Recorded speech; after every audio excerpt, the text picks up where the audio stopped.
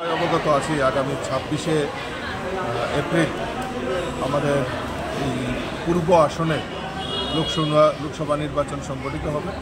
আর সেখানে আমরা রাজ পরিবারের কন্যা ত্রিপুরার মহারানী কৃতি দেবী দেববর্মন মহোদয়াকে আমরা প্রার্থী করেছি। ওনার সমর্থনে আমাদের এই পূর্ব ত্রিপুরা আসনে প্রত্যেকটা মণ্ডলে সাংগঠনিকভাবে কাজ করছে, ডোর টু ডোর কাজ করছে।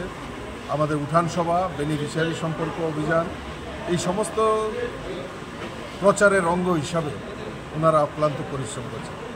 তো আমিও আমাদের অমরপুরের বিধায়ক এবং আমাদের জেলা কমিটির নেতৃত্ব, মণ্ডল সভাপতি এবং মণ্ডল কমিটির যারা আছেন, শক্তি কেন্দ্র প্রধান, উপপ্রধান থেকে শুরু করে নগর পঞ্চায়েতের জনপ্রতিনিধি, প্রত্যেককে নিয়ে একটা সাংগঠনিক বৈঠক করেছি।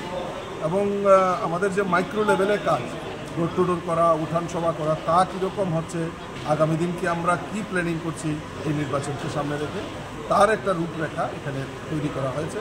এবং আগামী এই কয়টা দিন যেটা রয়েছে, বাকি রয়েছে প্রচারের, সমস্ত শক্তি দিয়ে, সর্বশক্তি দিয়ে আমরা ঝাঁপিয়ে পড়ব।